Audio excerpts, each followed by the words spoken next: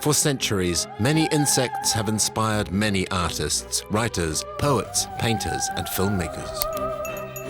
Through their work, the insect can seem either frightening, repulsive, amusing, or surprising, but it never leaves us indifferent. The insect the most frequently represented through the ages in art is doubtless the fly, but there's a reason for that. 3 children out of 4 are born with a fly as their first companion. For psychiatrists and historians, the fly is one of the animals which affects our unconscious mind the most. The fly has thus inspired many artists in the history of painting.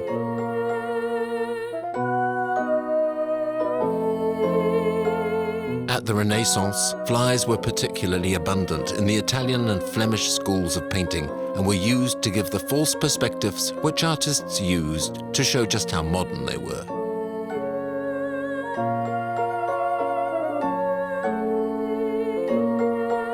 Flies symbolize the ephemeral nature of life and combine all that is satanic with all that is holy. Your attention, please. Passengers for Sacred Airways, flight 3881. False perspectives with flies are still in use today. Objective? Catch that fly with the hose?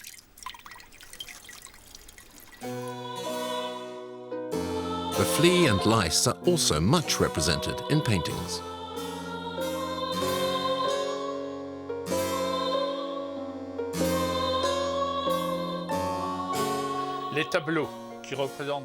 Pictures showing flea hunts only portray young girls. However, lice hunts on people show men and women, young and old.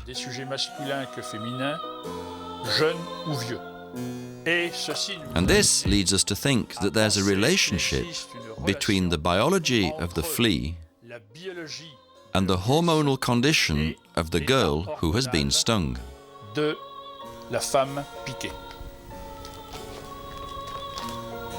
Over the last 20 years, Professor Doby has visited museums all over the world to look at paintings representing flea hunts. Although it was not politically correct to be covered in fleas, flea hunting could rapidly become an erotic game. Fleas can be a fantasy. Some people identify with the rewards the insect gets at night. That theme is present in many paintings, where you can see young girls in extremely sexy night attire looking for a flea in their nightie. This is also the theme of many, often erotic poems, which are sometimes borderline pornography.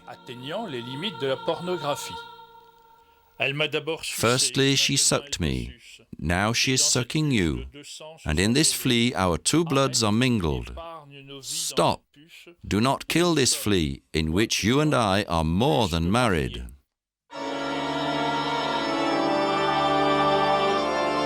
According to a story told just last century in the Puy-en-Velay in France, feminine idleness provoked the wrath of God, and heaven sent fleas to infest women's bodies to occupy their empty moments. Hello, here's your mail. Ah, thanks. Goodbye. Bye. Good day.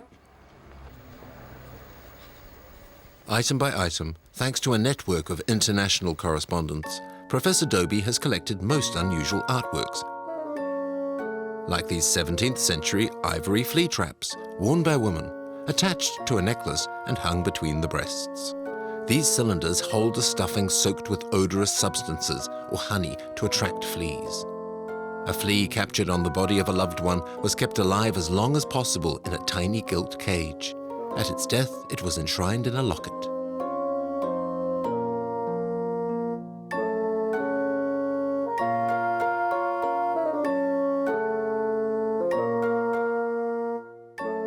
In the 15th century, high society ladies started to wear special furs called flea furs, often decorated with precious stones and gold. The furs trapped the fleas they attracted, but these were reserved for women. Men did not wear them. The reason is simple. Although at that time men's garments were as ornate as women's, it seems that fleas do not live on men. Every evening, the fleas were removed from the women's furs.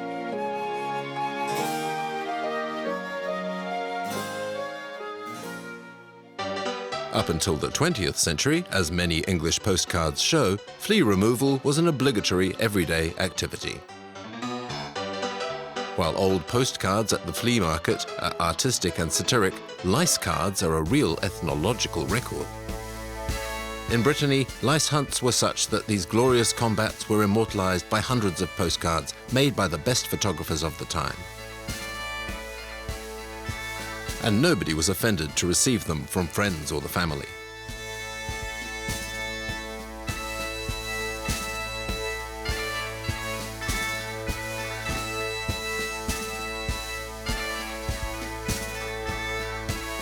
Some Breton ladies remember this. Time for a good gossip. How are you doing? I remember this one. I can see my mother looking for lice in my hair. My brother stood behind my mother laughing and watching. There I am. I must have been 12 at the time. I did them in turn. I remember my children saying that they sat next to the doctor's children in school and that the doctor's children also had lice. Is that true?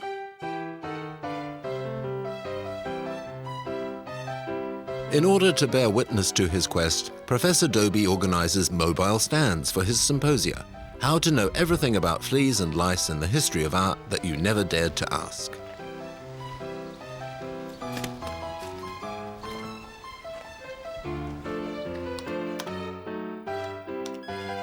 A book of 400 pages listing the collected work is now available, a really titanic task. And as the professor likes to remind us, the flea is a very agreeable insect, and I'm persuaded that it should take up its place in the accessories of poetry beside the peacock and the pomegranate.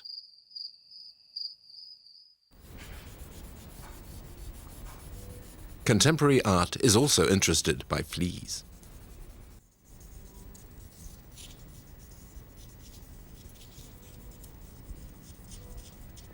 Fleas have become the creative universe of Ponda, a young painter who spends a lot of time in art galleries in Santa Cruz, California. Her bestiary is filled with all the aliens from our nightmares. I'm a friend to these nasty creatures that other people are repulsed by, and in my art I look for horrifying subjects that would give other people nightmares, and I like to put them in my art because it wakes people up and perhaps provokes them into seeing things in a new way. And usually when they see them the first time, they're drawn in by the colors and the shapes, and then they look and they say, but it's a flea.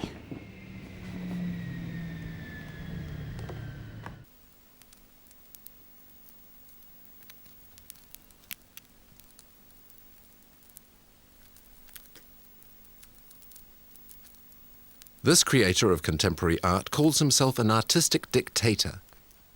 It's true that he works using thousands of dead flies which have been raised to be killed and used in art.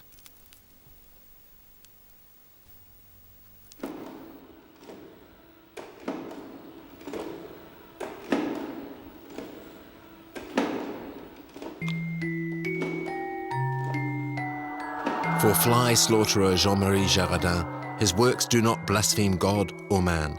They are only a material which enables him to express his macabre visions.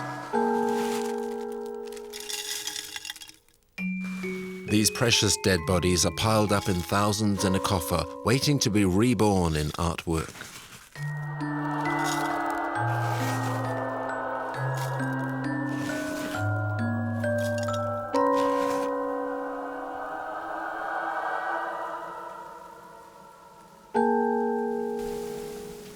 Born to die, the flies of the art dictator are killed in programmed catastrophes. All the bodies are sorted out carefully, and the deformed or underdeveloped are systematically removed. This maniac task has no mercantile vision, but is an obsessional destiny. Everything started with a childhood vision. I saw the roof of a huge army tent covered with wriggling insects, and this vision has never left me. I agree with critics who say my work must have something to do with genocide. When the gas enters the room, you only think of saving yourself and try to find the exit. The weakest are crushed by the strongest. It's terrible. There are screams, cries, and total despair. And I imagine all this through flies.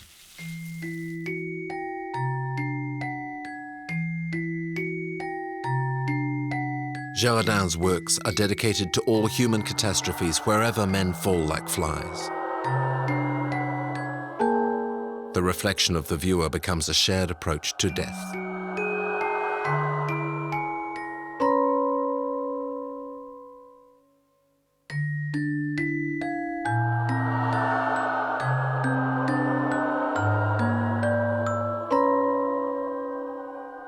When the art dictator opens an exhibition, it is a wake dedicated to fly people. Other artists aren't only interested by the insect, but by what it makes. In this way, spider silk is a luxury product for a lot of high fashion designers. The problem is harvesting enough of the precious substance.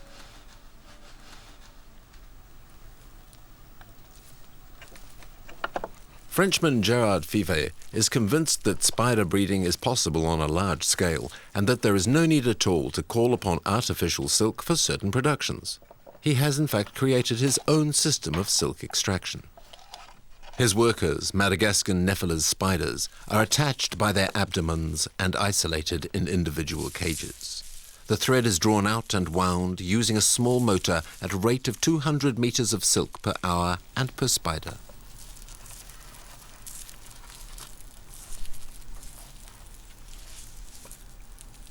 Gerard Fivet sees no reason why spider silk should not be marketed, given that silk from the cocoons of Bombyx mori has been collected in a non-industrial fashion for 50 centuries. During the reign of Louis XIV, due to a lack of sufficiently large spiders in France, silk was collected from their cocoons. Indeed, all female spiders wrap their eggs in a protective silk cocoon. This cocoon consists of silk threads of different diameters, which makes spinning a delicate task. Despite this difficulty, Louis XIV was the first sovereign to wear socks and a vest made of spider silk.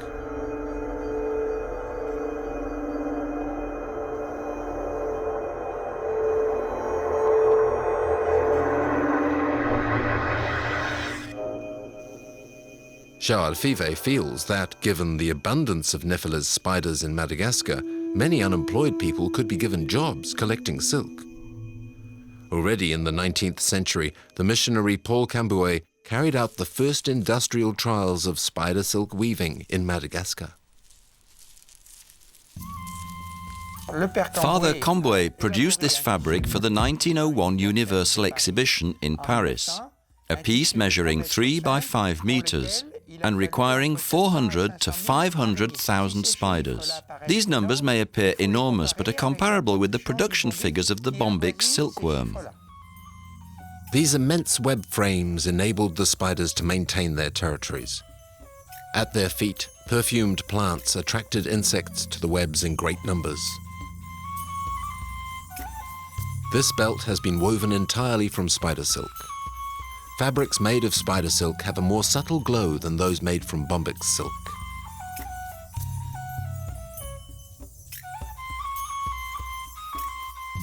The great couturiers have made no mistakes in this matter.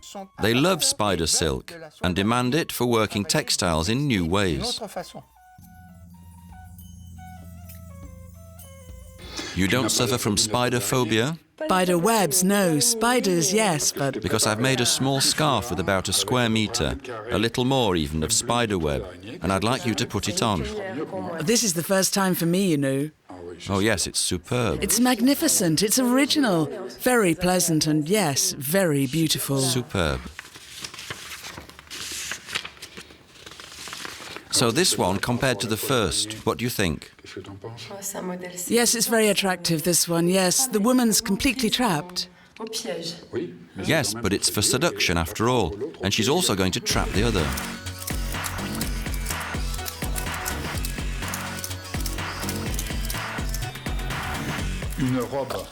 A dress made out of spiderweb is as attractive as the spiderweb is repulsive. Because I think the feel of spiderweb on the skin is even more expressive, erotic, sensual, and sexual. So all these things are contained in the spiderweb.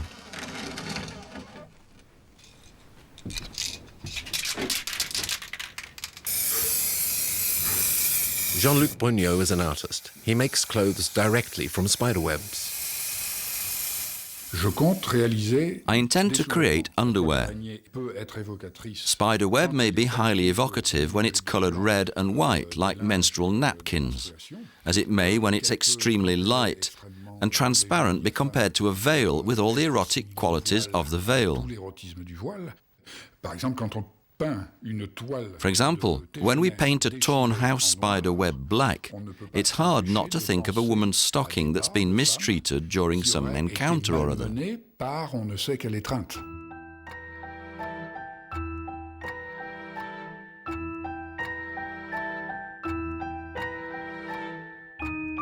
Jean-Luc Brognaud is an artist with more than one string to his bow. His spider works include paintings in which he uses 3 types of spider silk. A kind of web within the web.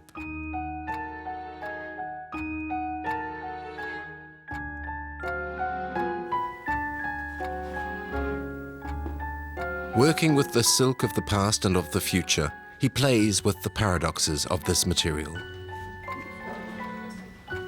While the web symbolizes the past, it is also a material of the future. It appears fragile, yet the silk is so strong. It sets off phobic reactions, but it can appear magnificent when covered in frost or morning dew.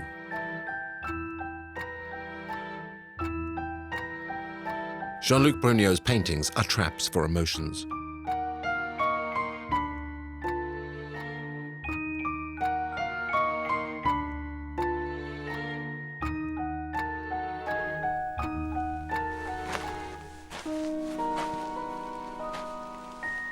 Jean-Luc finds the finest specimens in old farms. Sometimes the webs stretch over more than 7 meters.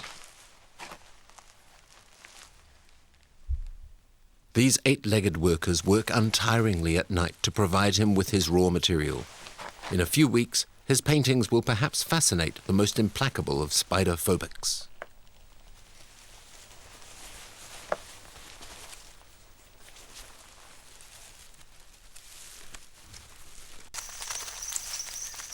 In Japan, it's not the spider webs which are made by the artist, because the artist is in the web. Mr. Seki lives with his spiders. These strange collaborators are artists, but fairground artists. It is their story he is writing, the story of the fighting spiders. Spider fights are a tradition that dates back to the time of my grandfather's grandfather.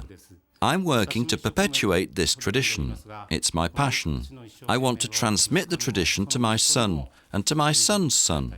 Before, there were spider fights everywhere, but today, only those in Kajiki remain. Despite the large number of spiders living in his office, Mr. Seki often goes hunting for new specimens. His objective, to find better 8-legged fighters for the next competition, spiders with an aggressive instinct.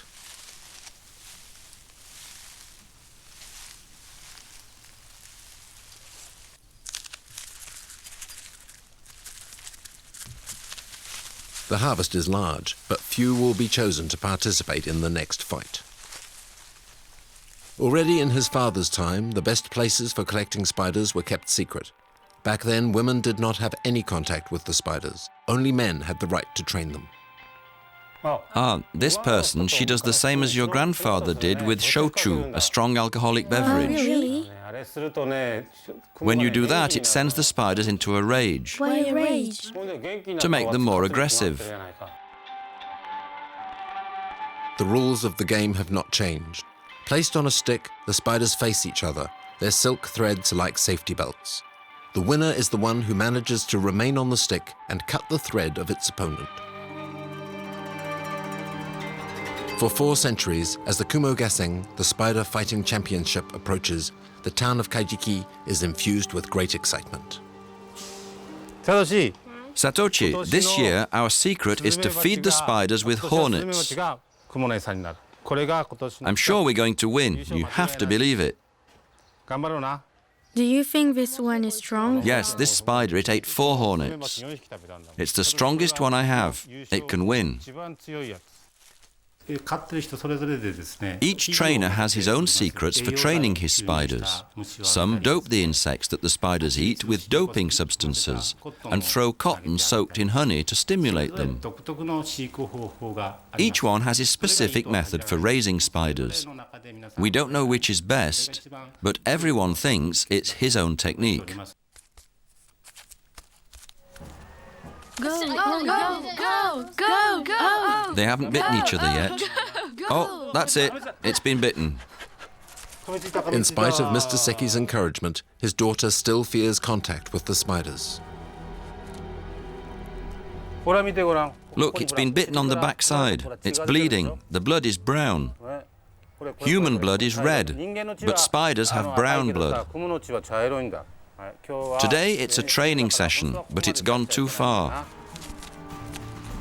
Today, the spiders are no longer allowed to kill each other, even if Westerners continue to call them samurai spiders.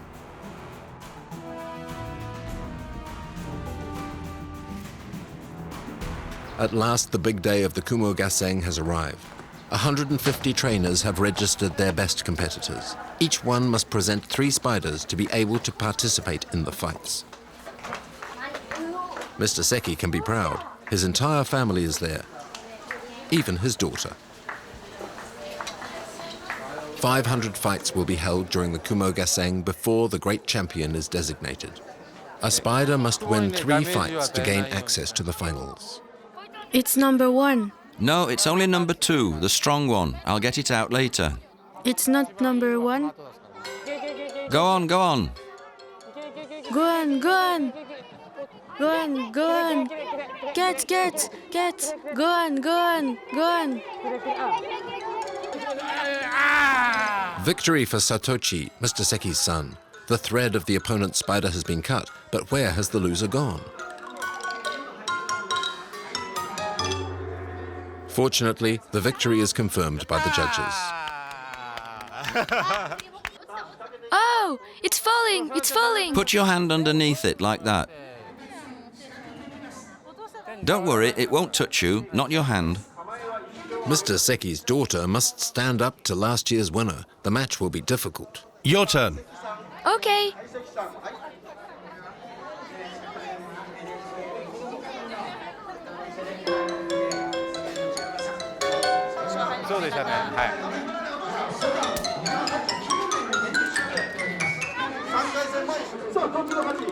Go on, go on. First round lost for Mr. Seki's daughter. Go on, go on, go on. Go on, go on, go on. Go on. Go on. Go on, go on. Go on, go on, go on. Go on. And the second, bad luck. Luckily, the Seki family still has its spider number 1. It could be the champion. This is a good fight.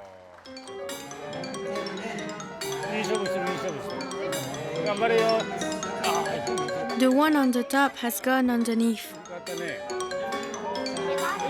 Yes, they've changed places. Ah, we've lost. But it's not only spiders that were fairground insects. Flies and fleas were real circus animals in Europe at the start of the 20th century.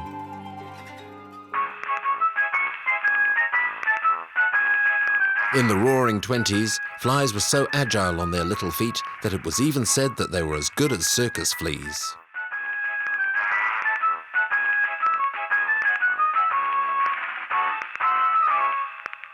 Laughter and romance presents a new thrill for tourists.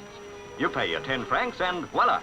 A ringside seat at the smallest show on earth Monsieur Robert's tame flea circus. But don't come too close.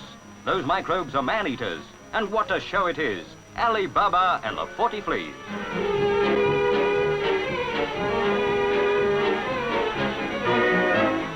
What thrills, what a spectacle. Prince Charming himself riding up in the fairy coach. No, he's come by taxi instead.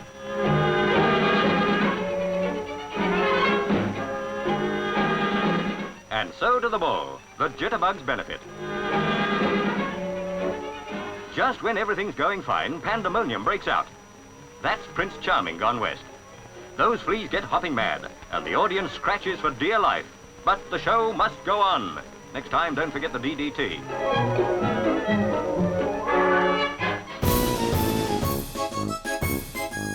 Performing fleas harnessed to hearses and cannons already existed in the 18th century. And by 1923, there were so many flea circuses in France that a law was actually proposed to protect fleas from cruelty during their training.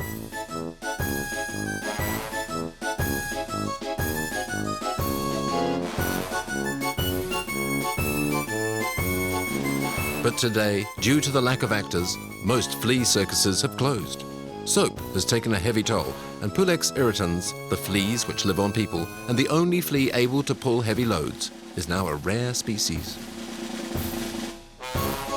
Some flea trainers are still going strong. Maria and the Cardoso Flea Circus have changed their performers for cat fleas, Cetinocephalidas felis. When I tell people that I'm a flea trainer, they don't believe it or they think that I'm crazy. Probably the funniest thing about this whole thing is that I have a contract to do this flea circus, I'm getting paid, and I even got a raise because I was not being paid enough. I'm self-taught. I had been practicing for many years how to harness the fleas, how to make that knot around the neck. Not too tight and not too loose because they escape or they die.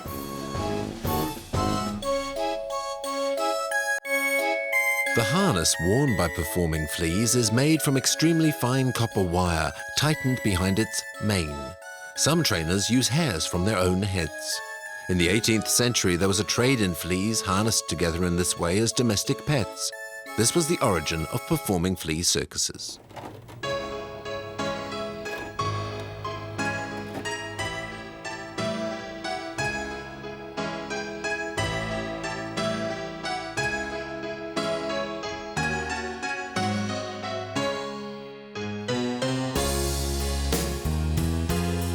After her success in Flea Circus on the American continent, Maria Cardoso trains her artists for their European tour.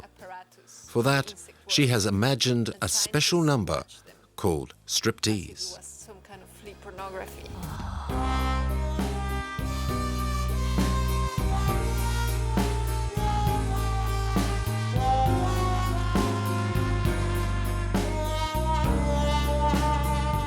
And in Munich, Maria begins her tour. This is where the Mathers Big Top is found, the largest flea circus still in activity. The Mathers have been flea trainers from father to son for the last 150 years.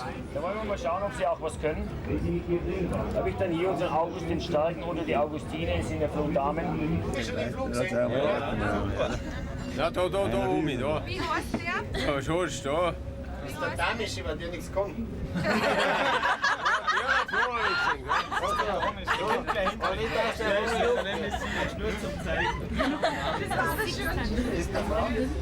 Hans is often called Professor for his knowledge about performing fleas.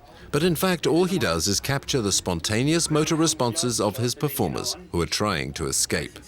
Fleas held upside down with their legs in the air turn a ball as they try to make their way along the ground. The same reflexes make fleas pull the heavy golden carriages along. Fleas found on people can pull over 400 times their own weight. Horses can only pull 4.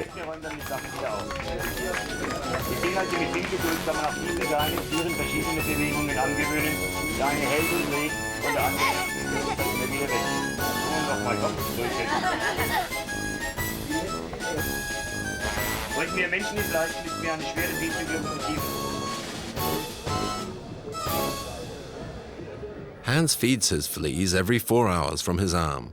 He never takes off their harnesses and keeps them in extremely flat boxes. Because they hit the cover every time they jump, they get tired very quickly and soon get out of the habit.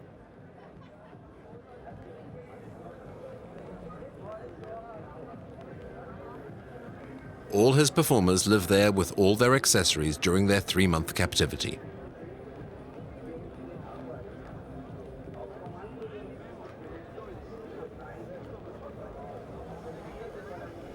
The Mattis Circus is 3 generations old.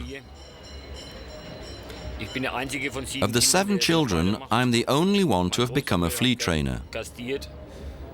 My uncle once put on a performance for Queen Elizabeth and the family of the Tsar and travelled everywhere in Europe. Today, I find it very difficult to get fleas. I usually get them from the Tropen Institute or during my holidays. I often brought back splendid specimens from the Paris underground.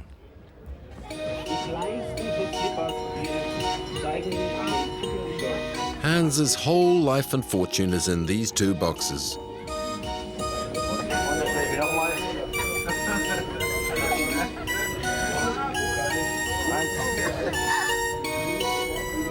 He recognizes his fleas individually like a shepherd recognizes his sheep. His grandfather used to give them names.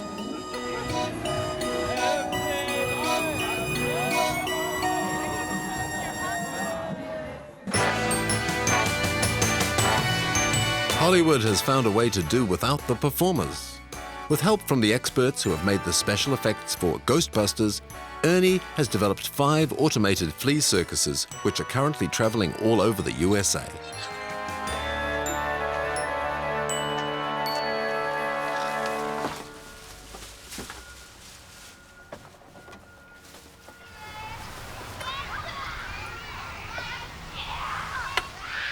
You will thrill to the aerial artistry of the flying Flezinis, as these flyweight fleas fairly float from the flying trapeze. And you'll marvel at the daring do of dangerous stunts deftly done by that darling daredevil, Fleavel Knievel. Dilbert, look carefully. Kick, good. A little bit higher, and kick, good. And higher, higher. All right now, let, fly, flee. There he goes! 1, 2, 3, and to the bar, ladies and gentlemen. He made it to the bar. Oh, I think after that we all deserve to make it to the bar. The Flezinis. Hi, how are you? I love to watch the children. They go to their parents and tell them exactly what the fleas look like and what they saw the fleas do. You see, the children, they really see those fleas. 4, 3, 2, 1. He's up, he's up. Oh. Did you catch him? Yes, you did. You got him. One of the funniest things that happened to us, we were working at a large California fair, and the fair manager came over. He wanted to check and make sure that we had the proper health permits for our fleas. I had to take him aside and show him that we didn't need any health permits because we didn't have any real fleas. In Hollywood, insects don't just do circus, they're also making films.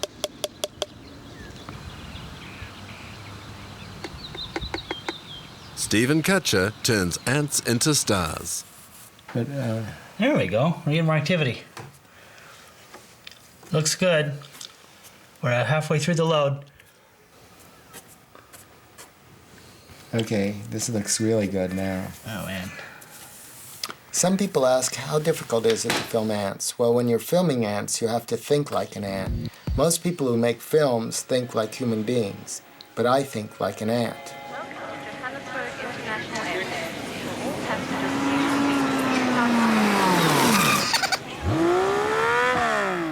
Make sure you curve it a little bit so it doesn't go so straight. Yeah, that looks good.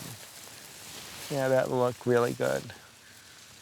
That ants take a long time to walk, so if you have an ant going a long distance, it's too much film time, so why not just do the beginning and the end?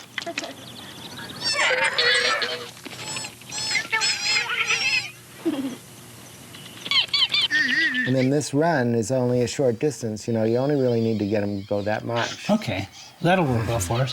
Zoo in here. Place is just crowded. That was Drop it, sugar. It's mine. Hey, where's the bathroom? Where's the bathroom? Wrong dressing room.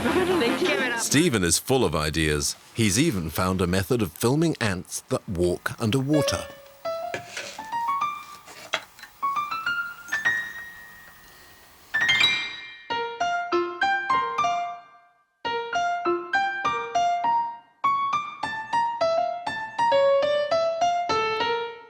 Is this a full mag? It's a full mag. You got 10 minutes. You hold that stick for 10 minutes? If you make it look good, I'll hold it for 10 minutes. Stephen reckons that ants can survive 14 days without breathing underwater.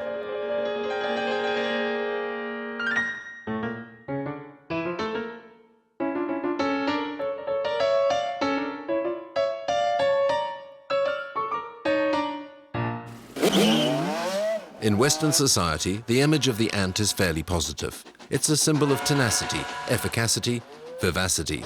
Advertisers have been inspired.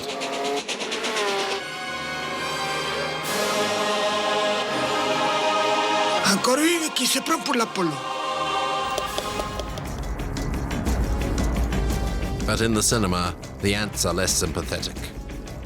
They are usually represented as real warriors, surely because of their natural weapons. Jaws, glue sprays, catapults, formic acid spurting bladders.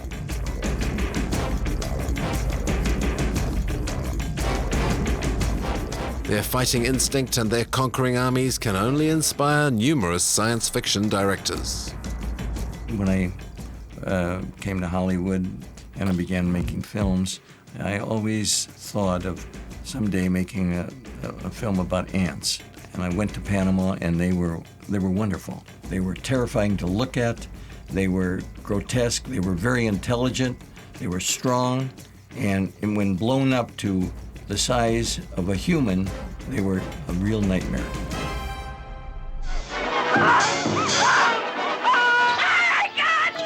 Let's get out of here. Come on.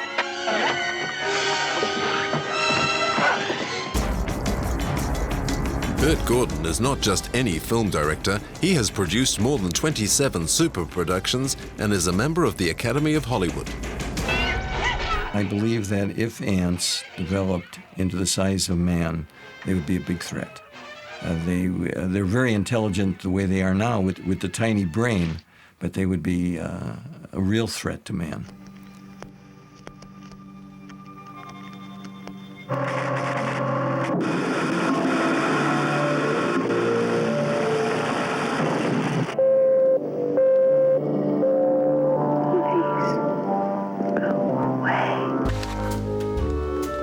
May Berenbaum is an entomology professor, but she also runs a festival devoted to films about ants that she organizes with her film professor husband. I used to be afraid of insects when I was a kid, so I can relate to people who don't like them or are phobic about them. And this festival is a way to reach those people. If, for example, we were to advertise a lecture on insect physiology, nobody would come. But if we advertise a movie with giant ants in the sewers of Los Angeles slaughtering people, we can pack the house. And once we have them in there, we can tell them a little bit about ants.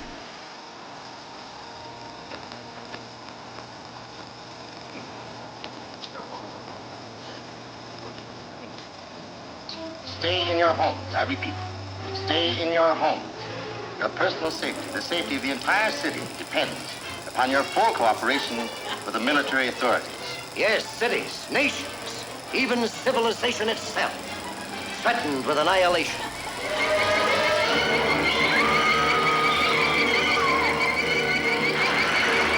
We may be witnesses to a biblical prophecy come true, and there shall be destruction and darkness come upon creation, and the beast shall reign over the earth.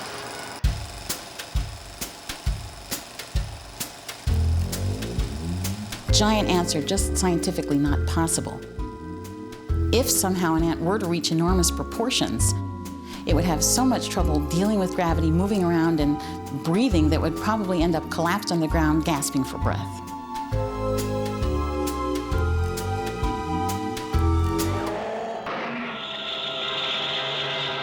A wonder that transformed a tiny insect into The theme of gigantic animals is at the center of many Hollywood films who show ants, spiders, bees, all of the stinging insects that haunt our imagination. During the Cold War, driven by the nuclear arms race, the insects usually became giants after an accident with radioactivity.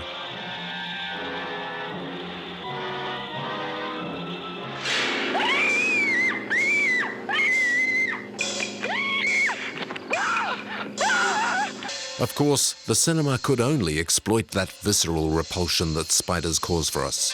Authors and producers in Hollywood competed to imagine the most extravagant scenarios. These ferocious creatures invade and chase us right into our living rooms.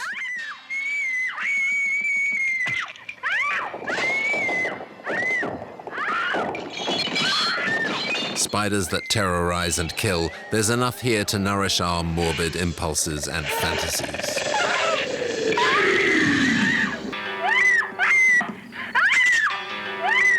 An inexhaustible source of shivers right before our eyes.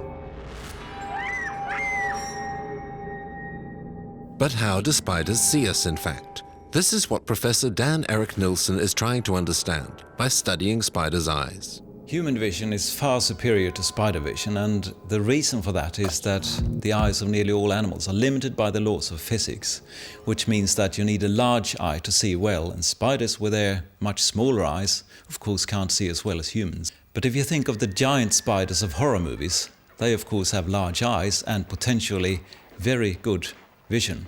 So if those spiders were real, considering not just the fact that their eyes were large, but also the fact that they've got 8 eyes rather than 2, they would potentially, in that sense, pose a threat to humankind.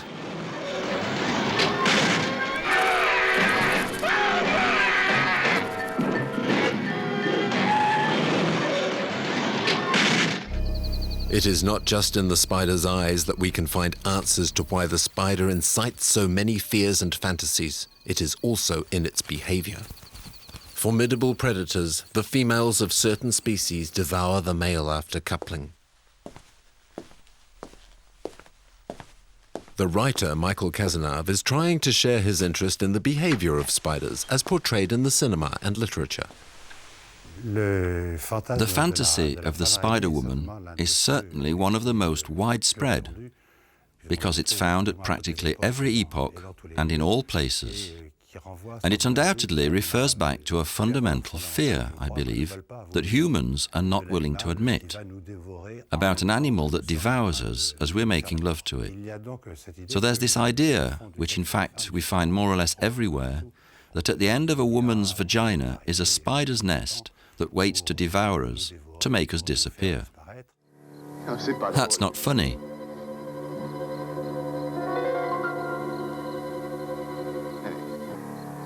What does that mean? What are you doing?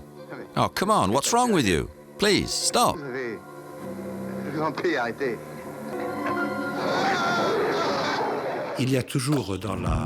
In the male constitution, there is always, I would say, on one hand, an absolutely extraordinary fear, which is, will I be able to make love? At the same time, there's this idea, in my impotence, is there not something that will be taken or captured by the woman? As if in some way she were extracting some vital essence from us.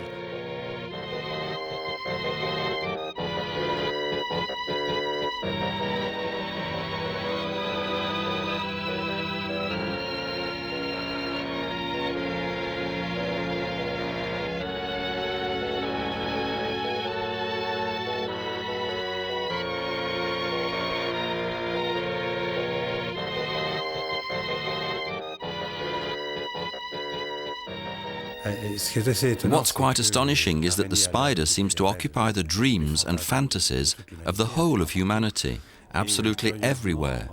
And curiously, the idea of male and female spiders doesn't come into it.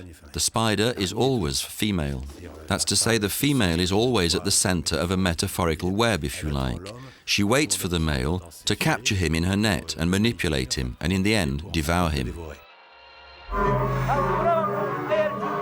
Very often in films or advertising, the insect is placed in a situation or suggested in proximity to female genitals, a way of using the visceral repulsion felt by women confronted with the danger represented by penetration by an insect. Sick'em Rex.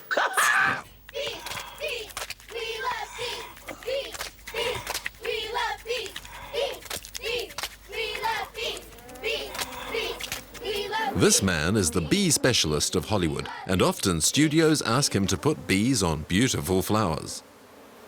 These G-string bees, luckily, aren't dangerous. They are just simply intoxicated and attracted by some odorous substances, the pheromones from a queen that Norman Gary has placed on the underwear.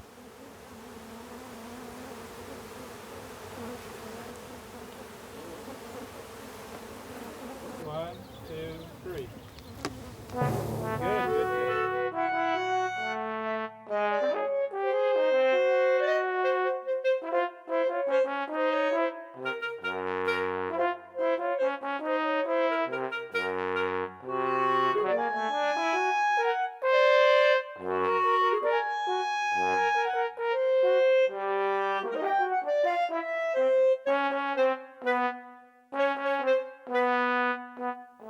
They didn't have pheromones back in the 40s, but look at those bees up behind his ear and on his neck.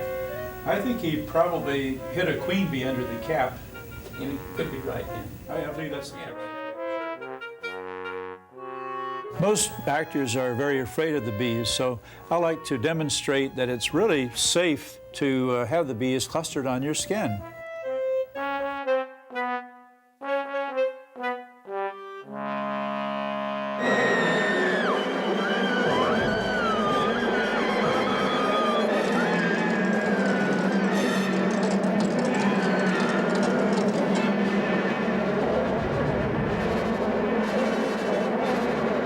I consulted with the director on this film, and instead of using my pheromone techniques to control bee behavior, he decided to hire about 25 people to look through microscopes, clip the stings off that way. It did not work well, and there were a lot of stings.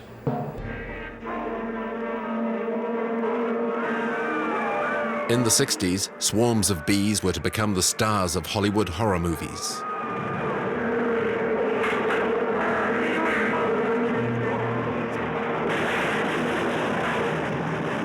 Norman Gary was originally an apiculture teacher before the Hollywood studios hired him to put a stop to accidents between bees and their star actors. Once I was asked to do a stunt for a Hollywood film in which the actress had to reach in with her bare hands in this wild bee nest, grab the honeycomb, and pull it out. Well, the stunt person was afraid to do this, so the well-known actress did her own stunt, and there were hundreds of bees all over her, and she didn't get a single sting.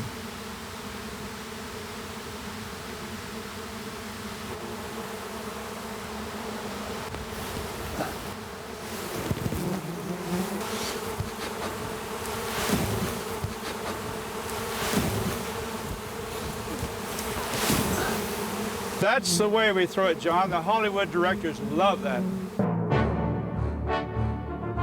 Norman Gary has, of course, entered the Guinness Book of Records, and advertising agencies are very fond of pictures of his body covered in bees, but his wife still has trouble getting used to this. Wow, that's a pretty scary picture. About how many bees do you think you have on you? I think around 50,000 or so. Wow. It's a lot.